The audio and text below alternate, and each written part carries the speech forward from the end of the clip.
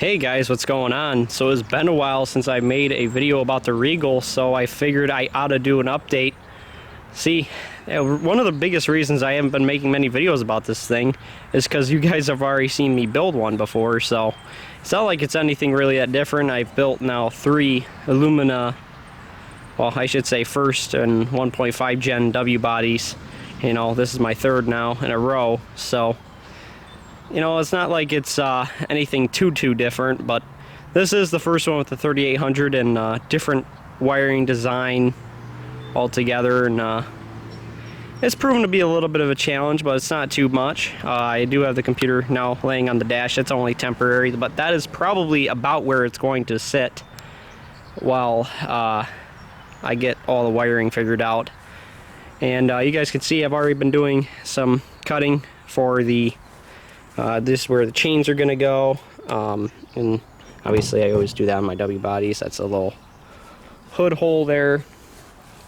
I got to change out these front tires, and believe it or not, I am going to go with aluminums on the front. I actually still have the original wheels from the Lumina, and you know, I just figured out, you know, for a stock front-wheel drive demolition derby, those aluminums did pretty well. They took quite a few shots and they were just fine. And honestly, these are pretty bold. I would put the ones that came off the back, because the ones that came off the back of this car are actually in pretty good shape, but the rims are the wrong size and they don't clear the brakes.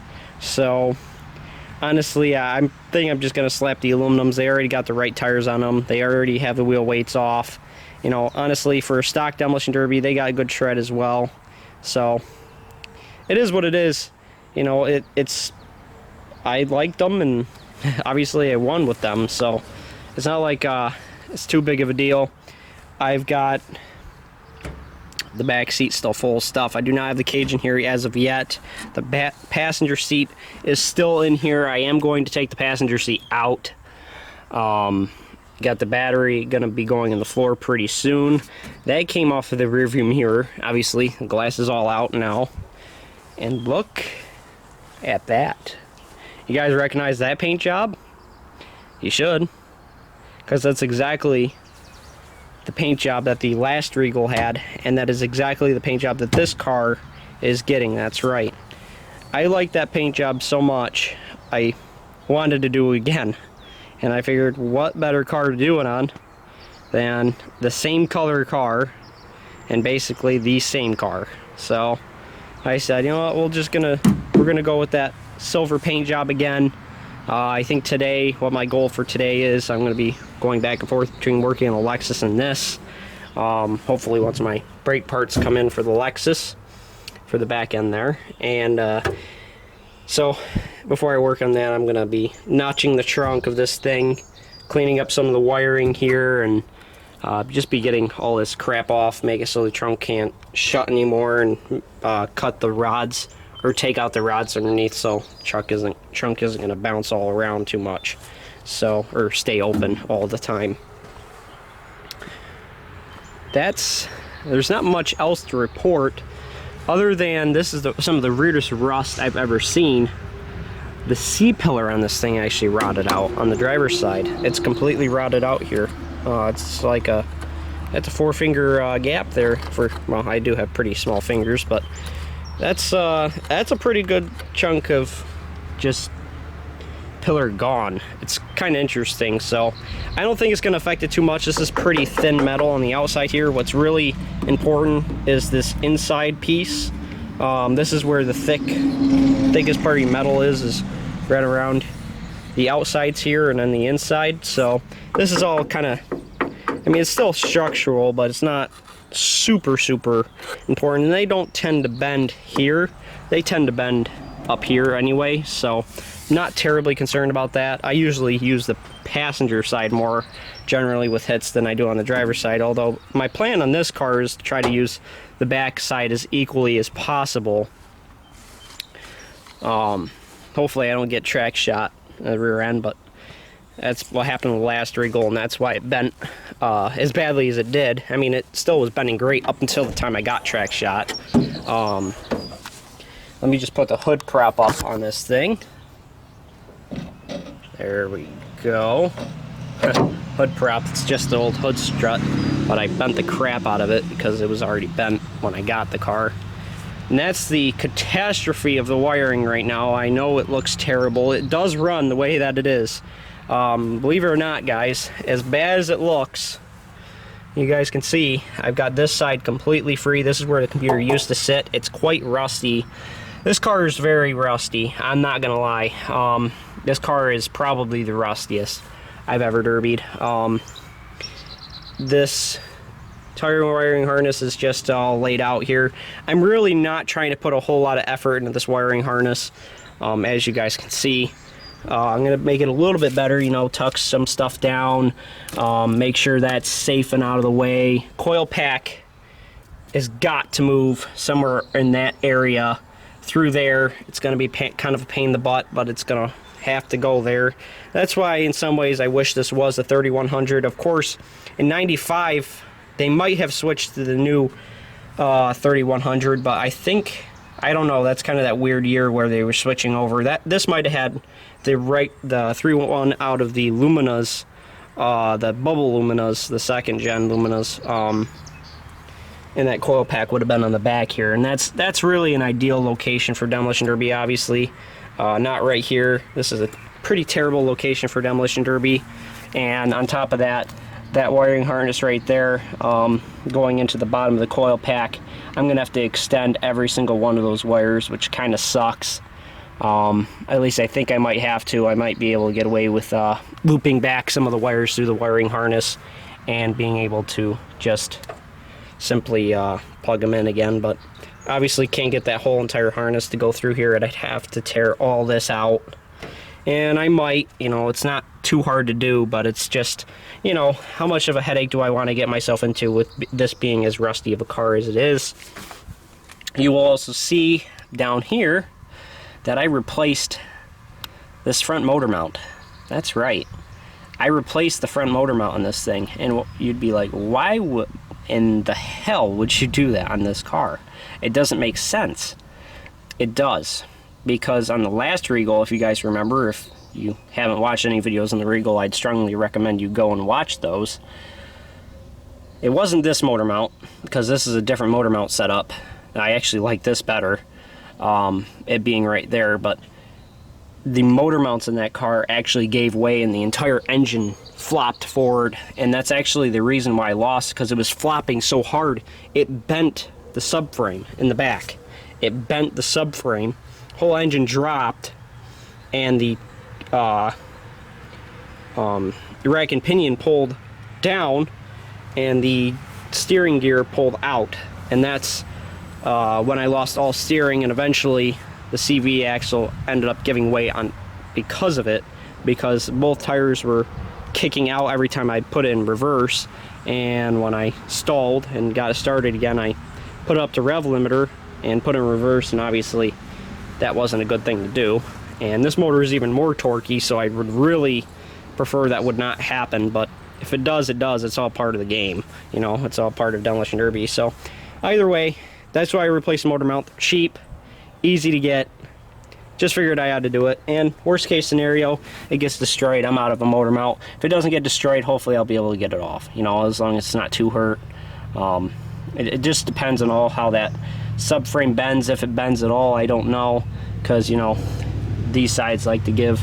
If this side gives, you got more problems than if this side gives, because if this side gives, you're probably going to lose your belt, and you're probably going to lose, well, that's about it. You might lose your radiator, lower radiator hose as well. This side, if it gives, you're going to end up losing your, more than likely you're going to lose your rack and pinion, and that's pretty serious, because of the fact that this is the side, if it drops down in the back as well, that this is where that steering gear comes out and connects to the rack and pinion. So this is the side to watch out for. You want to try to avoid hitting with the driver's side on these Luminas as long as possible. You try to keep those shots pretty square between the two frame rails, but favor this side, because this side generally holds up better and it doesn't cause as many issues. Usually on most cars you want to hit with the driver's side because, you know, it's not in front of your pulleys or anything, but on these cars I would recommend actually hitting with the passenger side more. But that's my little 2 cents. I don't know if, you know, if that's really the way to do it, but from the experience I've had, this is the side to hit with. Of course, every time I've been out in the Lumina, or W body for that matter, it's been on the driver's side front frame rail that's taken me out. At least on the Century and the Lumina and the Regal, it was just motor mounts and that CV axle giving out. But as you guys can see under here, I mean, that's also something to watch out for on these Luminas and the W bodies, is if you look at this bottom seal, it is very important that bottom seal is pretty clean if you're planning on running a, you know, decent car, mod car. You want to make sure that seal on the bottom is clean, because once that seal separates, that's when your frame's going to start bending, as well as the top here. And you guys can see on both sides this car is pretty rusty, so I have a feeling that this is going to give out pretty quick. You'll see on most of my old Derby cars, you know, even the Lumina, even that green Lumina had rust in between that seal, and that's one of the reasons why they give out, maybe prematurely, but it is what it is, you know. Can't do much about it at this point. But you guys can see this subframe's quite crusty, and you know, this car is definitely Derby worthy at this point of its life. It's done. So you guys were, I had some people complaining about how rusty, or sorry, rust free the other Lumina was. Well, I can assure you this is not Lumina 98 Lumina material. This is definitely probably the rustiest car I've ever driven in a Derby. It's pretty bad. The Century was in second place with that rusted out subframe that I ended up repairing for that Derby, but it still was a terrible subframe. Terrible subframes on those cars. I mean, I don't know if I shown you guys underneath of this thing yet, but there you go. You guys can see that is just completely rotted out there. That's where the muffler used to sit. Back here it's not too bad, but it's getting there, and the other side is just as bad, pretty much. There you guys go. It's pretty rusted out there, and this is actually the weaker of the two frame rails underneath, because it actually gets very shallow right about this area. But luckily you have that strut tower that's extended out pretty far. It's almost all the way to the back of the car here. Sorry for the shadow, I think you guys can see in there. But that strut tower is brought all the way towards the end of the car, compared to that one having a decent amount more gap. So that's the only reason why these cars would be a little bit stronger on this side, if at all. They're pretty equal. And they're not very strong back ends, at least when they're rusty. When they're clean, well, you guys know what the 98 Lumina did. It held up extremely well and was a very, very tough back end. This car is not going to be the same story. I'm going to try my best to use it up, but it's going to go pretty quick, I imagine. I would be very surprised if this trunk lasted half a Derby, that it's not all the way up to the pillars and bending the pillars. I'd be quite surprised, but I'm going to try to use as much as I can. But this car is not going to be driven as nicely as the Lumina, that's for sure. It's going to be driven more like how the Regal was, I think. A little bit more aggressive, I think. It all depends on the competition, but, you know, this car is not really that competitive. It is rather rusty. So we're just going to see what this 3800 can do. I'm going to try to hurt this thing. Let me just put it that way. This thing has not treated me the nicest. And, well, I'm going to see what these 3800s can do. Also replace the aluminum motor mount here. Of course, it's also aluminum on the motor side, so hopefully that doesn't give... this does have an extra hole in it, because originally, before that motor mount was replaced, that's where the motor sat. It sat that much more forward, because the motor was actually sunk into that motor mount because it was so bad. And now it sits in the factory bolt location, because the motor's now rolled back a little bit and I'd actually prefer the motor to roll back a little bit because I'd rather not have this motor coming any more forward. So that is pretty much it. And one more thing. One thing I've discovered, and I'm not sure whether this is 100% true, but when we were doing research into the 97 Lumina transmission, this transmission said, or at least a few places said, that this transmission in this Regal would not work in a 97 Lumina. This is a 95 Buick Regal with the 3800 with the 4T60E transmission, but apparently this 4T60E is slightly different than the 97 Lumina with the 3100. So let's just say I'm not as concerned about saving the transmission anymore. If it's saved, it's saved. If it isn't, it isn't. I might as well scrap it anyway. It's got 225,000 miles almost, I think. Let's see, 223 on the clock there, so it's already probably towards the end of its life anyway, which is really unfortunate because I really wanted to swap this transmission in the Lumina, but it looks like it might not work. Somebody might have to correct me if I'm wrong. I don't know what the difference is because they look very similar, but I guess they're different. So yeah, I'm not as concerned about saving anymore. I know these tend to lose their transmission in demolition derbies for some reason. With the 3800, I've heard a lot of these have problems with the transmissions in them. I don't know whether it's just a difference in torque and power in the 3800 that just cooks these after a little while. Those guys drive pretty hard though, so there is that too. I am going to make this loop kit a little bit better for sure. That was only temporary. I'm going to make it so it's all the way back here, so it's not going to be at so much risk of being cut. That would really suck. So a little bit of a longer video, guys. I know I've been all over the place on this thing, to be honest, but just a lot of updates, small updates for you guys. And basically the goal for me today and for future videos is just get this thing ready to go. I don't even know where this thing's running at, to be completely honest. I would really prefer that it be ran as soon as possible just to get this thing out of here, but the problem is that I don't want to run it a show that let me put it this way. I don't want to run it a show where I'd be either 2 hours away from my house, because this car really is not worth going very far for.